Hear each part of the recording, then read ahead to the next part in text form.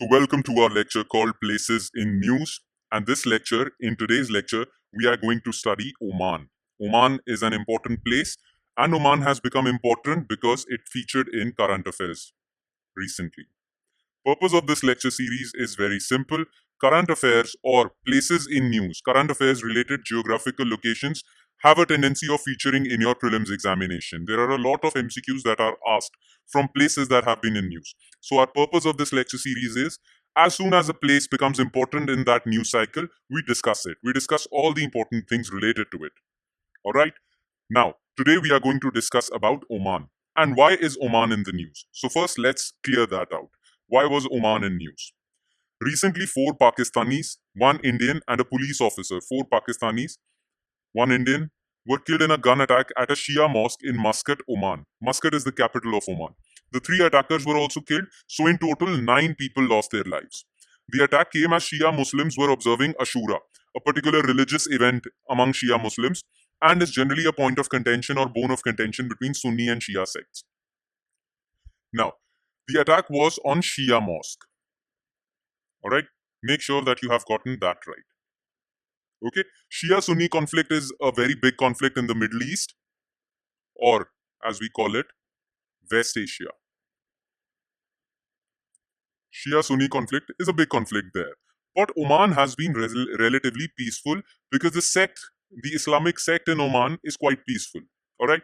Now, straight away, let's jump to geographical location of Oman. Now we know why it was in news. Now let's talk about its geography because location-based questions are asked. So Oman basically lies in West Asia, or as Americans call it, Middle East. But we Indians call it West Asia because it is on the western part of Asia.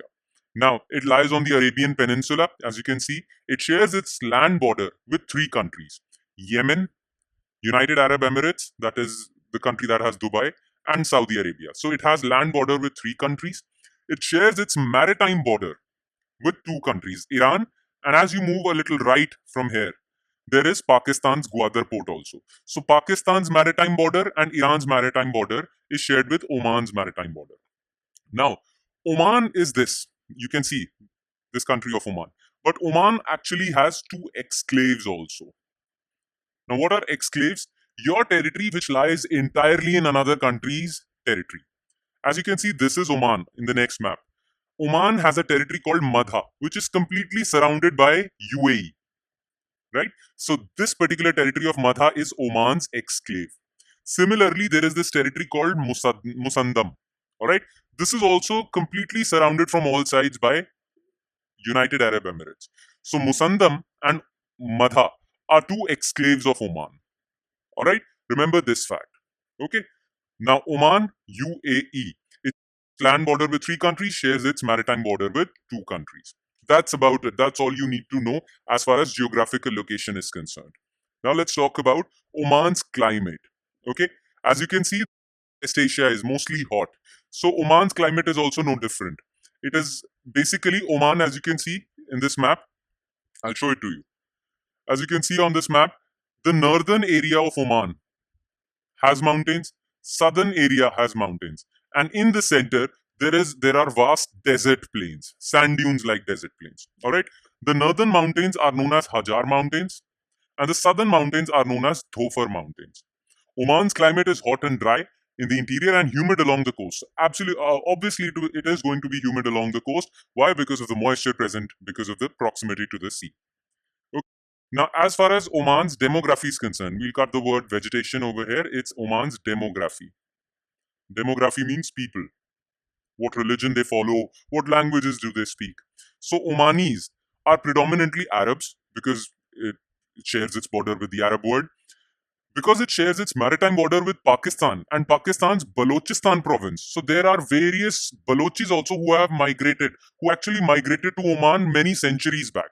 So there are ethnic Balochs, and of course there are African people also because Oman is quite close to Africa as well. Most Omanis are Muslims, and basically they are neither Sunni nor Shia. It is a third form of faith known as the Ibadi school. Though many consider Ibadis to be part of Sunni, some consider Ibadis to be part of Shia.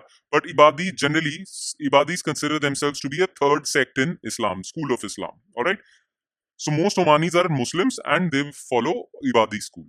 Virtually all non-Muslims are foreign workers. So there are few Hindus, Sikhs, Buddhists also, but they are foreign workers who came to Oman for work only. About half of the population of Oman lives in Muscat, which is Oman's capital, and Batina, coastal plain northwest of the capital. Arabic is the official language of Oman.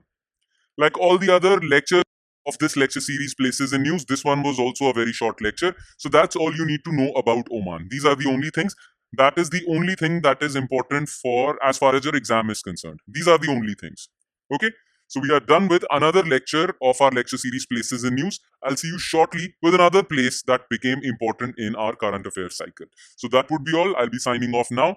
And stay tuned. Follow this lecture series regularly if you want to secure location-based, geographical location-based questions in your prelims examination. Thank you, everyone.